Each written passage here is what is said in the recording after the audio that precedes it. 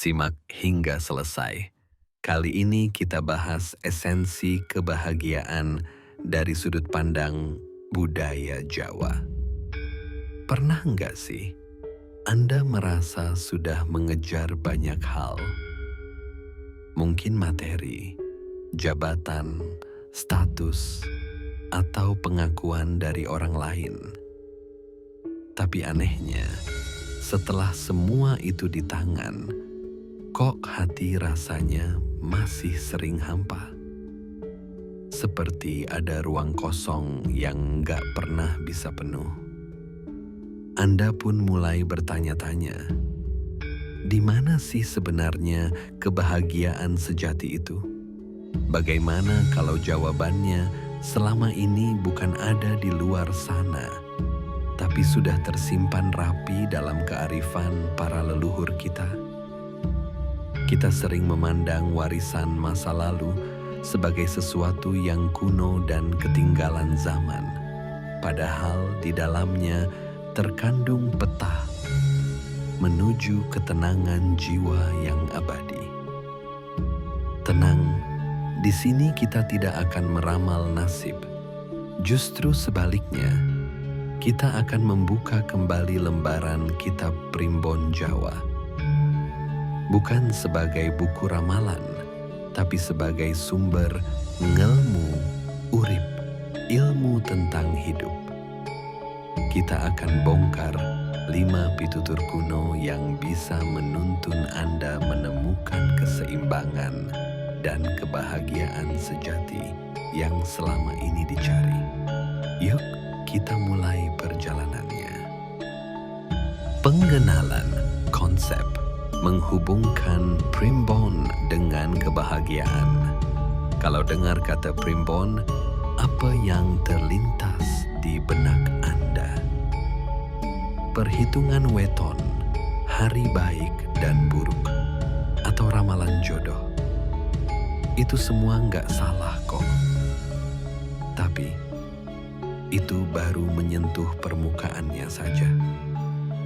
Inti dari primbon sebenarnya jauh lebih dalam, yaitu sebagai panduan untuk menyelaraskan hidup manusia dengan alam semesta. Tujuannya adalah mencapai kondisi yang disebut leluhur sebagai ayem tentrem atau kedamaian batin yang sesungguhnya. Bahagia menurut primbon itu bukan soal euforia sesaat atau punya banyak harta. Kebahagiaan sejati adalah kondisi jiwa yang tenang, stabil, dan damai. Perasaan ini lahir dari pemahaman mendalam tentang siapa diri kita dan di mana posisi kita di alam semesta. Ini bukan soal mengubah takdir secara ajaib, tapi tentang menyelaraskan energi kita dengan semesta. Menerima peran kita dengan ikhlas dan hidup dengan penuh kesadaran. Primbon mengajak kita untuk berhenti mengejar bayang-bayang dan mulai menemukan sumber cahaya di dalam diri sendiri. Rahasia pertama menuju bahagia adalah perjalanan ke dalam diri. Kenali dulu siapa kita. Primbon punya alat luar biasa untuk ini, yaitu weton kelahiran. Setiap weton punya karakter unik. Ada yang diibaratkan lakuning geni seperti api, lakuning banyu seperti air, atau lakuning angin seperti angin. Ini bukan label untuk membatasi, tapi cermin untuk memahami kecenderungan alami kita. Puncak dari pemahaman diri ini adalah ketika seseorang menjadi sumur sinaba, artinya adalah sumur yang sering didatangi. Ini kiasan untuk orang yang saking dalamnya ilmu dan pemahaman dirinya, Ia menjadi sumber kebijaksanaan dan ketenangan bagi orang lain. Orang dengan watak ini nggak lagi pusing dengan egonya sendiri karena ia sudah berdamai dengan dirinya. Ia justru menjadi tempat orang lain menimba kedamaian. Kebahagiaan sejati memang dimulai dari menerima diri sendiri. Saat kita tahu apakah kita punya watak air yang menenangkan atau angin yang menyejukkan, kita bisa berhenti melawan kodrat. Kita bisa memilih jalan hidup, career, dan lingkungan yang pas dengan karakter kita. Ketika hidup terasa otentik, kita nggak lagi capek berpura-pura jadi orang lain. Dari situlah lahir kepercayaan diri yang tulus. Dan kita pun mulai bisa menjadi sumur sinaba bagi sekitar. Sumber kebaikan yang tak pernah kering. Rahasia kedua, harmoni dengan alam lewat Neptu Dino lan Pasaran. Rahasia kedua adalah menemukan ritme hidup yang pas dengan alam semesta. Leluhur kita percaya setiap hari punya kualitas energi yang berbeda, yang bisa dilihat dari Neptu Dino lan Pasaran, nilai hari dan pasarannya. Ada hari yang energinya pas untuk memulai usaha. Ada hari yang baik untuk refleksi. Ada juga hari yang energinya kuat untuk kerja keras. Ini bukan takhayul, tapi sebuah kearifan untuk hidup lebih sadar. Coba bayangkan seorang peselancar. Dia tidak bisa menciptakan ombak, tapi dia bisa belajar membaca kapan ombak yang tepat akan datang untuk ditaklukkan. Hidup pun begitu. Seringkali kita stres dan frustrasi karena kita memaksa melawan ombak energi semesta. Kita ngotot mau kerja keras di hari yang energinya sebenarnya lebih cocok untuk istirahat. Primbon mengajarkan kita menjadi peselancar yang bijak. Dengan menyelaraskan aktivitas, kita belajar untuk bekerja dengan alam, bukan melawannya. Stres yang enggak perlu jadi berkurang, dan usaha kita jadi lebih efektif. Hidup selaras dengan ritme alam ini membawa harmoni, di mana kita merasa didukung oleh semesta, bukan dihantam olehnya. Keseimbangan inilah yang menjadi pilar kebahagiaan yang ayam tentrem. Rahasia ketiga, kekuatan ikhlas dalam nrimo ing pandum. Ini dia mungkin inti dari filosofi kebahagiaan Jawa, sebuah konsep yang sering banget disalahpahami.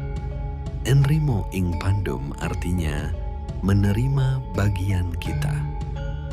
Banyak yang mengira ini artinya pasrah total, malas, dan gak mau berusaha. Wah, padahal maknanya jauh lebih dalam dan aktif. Nrimo ing pandum adalah seni bersyukur atas apa yang kita punya saat ini, sambil terus berikhtiar semaksimal mungkin. Ini adalah kemampuan untuk membedakan mana yang bisa kita kendalikan dan mana yang tidak. Usaha dan doa ada dalam kendali kita. Hasil akhirnya, itu adalah pemberian Tuhan. Itulah pandom atau bagian kita. Filosofi ini melatih kita untuk melepaskan keterikatan pada hasil. Ketika sudah berusaha maksimal, apapun hasilnya kita terima dengan lapang dada, tanpa mengeluh. Sikap ini adalah penawar paling ampuh untuk penyakit modern seperti cemas dan stres berlebih. Kebahagiaan kita tidak lagi bergantung pada nanti kalau aku punya ini, atau andai saja aku dapat itu. Bahagia itu ditemukan di sini saat ini, dengan mensyukuri napas yang masih berhembus dan kesempatan untuk mencoba lagi esok hari. Ini bukan berarti berhenti bermimpi, loh ya. Justru sebaliknya, dengan hati yang damai, usaha kita jadi lebih ringan dan fokus, tanpa dibebani takut gagal. Konsep ini sangat mirip dengan tawakal dalam Islam, dengan mempraktikkan nrimo ing pandum. Kita membebaskan diri dari penjara ekspektasi dan menemukan kemerdekaan jiwa. Rahasia keempat, puncak kebahagiaan dalam manunggaling kaula Gusti. Setelah menata hubungan dengan diri sendiri, alam, dan takdir, primbon menuntun kita pada puncak kebahagiaan, hubungan vertikal dengan Sang Pencipta. Konsep ini dikenal sebagai manunggaling kaula Gusti, bersatunya hamba dengan Tuhannya. Ini adalah pengalaman spiritual yang sangat dalam, di mana sekat antara diri dan Tuhan terasa melebur. Bukan bersatu secara fisik, tapi sebuah kondisi batin di mana kehendak kita selaras sepenuhnya dengan kehendaknya. Dalam keadaan ini, enggak ada lagi rasa takut, cemas, atau keinginan egois. Yang ada hanya cinta, kepasrahan, dan kedamaian mutlak. Kebahagiaan yang dirasa bukan lagi dari dunia, tapi dari sumber segala kebahagiaan itu sendiri. Tentu, mencapai tingkatan ini adalah perjalanan spiritual seumur hidup. Tapi, primbon mengingatkan bahwa tujuan tertinggi hidup adalah mencapai kesadaran ini. Bahagia karena materi itu rapuh dan sementara. Tapi bahagia yang lahir dari kedekatan dengan Tuhan adalah kebahagiaan sejati yang tak lekang oleh waktu. Inilah harta karun terbesar yang tersembunyi di dalam hati setiap manusia, yang memberi makna melampaui segala urusan duniawi. Manusia berkehendak, keputusannya tetap ada pada Gusti Allah.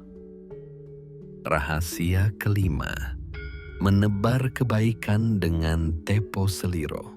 Rahasia terakhir mengungkap sebuah kebenaran universal.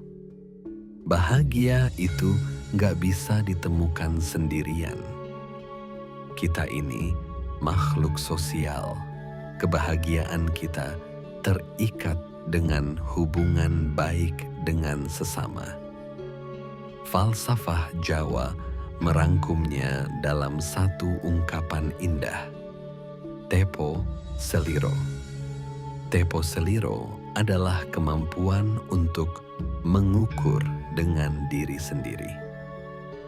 Sebelum bicara atau bertindak, kita diajak berpikir, kalau aku di posisi dia, bagaimana perasaanku diperlakukan seperti ini? Ini adalah ajaran luhur tentang empati dan tenggang rasa. Di dunia yang makin individualistis, tempo seliro mengingatkan kita bahwa setiap tindakan kita pasti berdampak pada orang lain. Menurut Primbon, menjaga harmoni sosial adalah bagian penting dari mencari bahagia.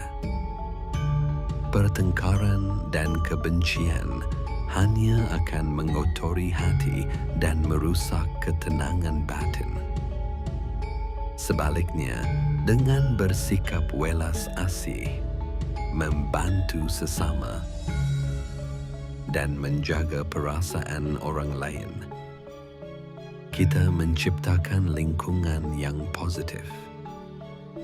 Energi positif inilah yang akan kembali pada kita.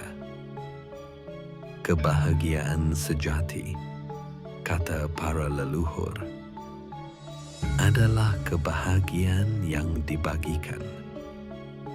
Ia tumbuh subur dalam kehangatan hubungan dengan keluarga, tetangga, dan masyarakat. Jadi, kebahagiaan sejati menurut Primbon ternyata bukanlah sesuatu yang harus dikejar di luar sana. Ia adalah perjalanan ke dalam, buah dari pohon kearifan yang kita tanam setiap hari. Mulai dari mengenali diri agar menjadi pribadi sumur sinaba, hidup selaras dengan ritme alam, melapangkan hati untuk nerimo ing pandum, terus berusaha mendekat pada Yang Maha Kuasa, dan menebar empati lewat laku Tepo Seliro. Kelima rahasia ini bisa menjadi pilar yang menopang bangunan kebahagiaan yang kokoh dalam hidup Anda. Kitab Primbon pada akhirnya hanyalah peta kuno.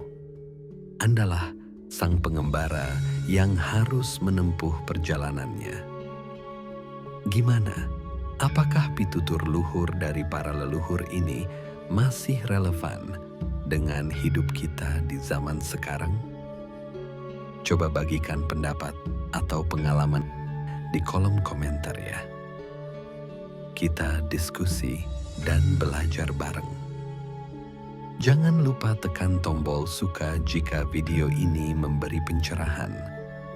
Dan subscribe kanal ini agar kita bisa terus menggali kearifan Nusantara yang tak ternilai harganya.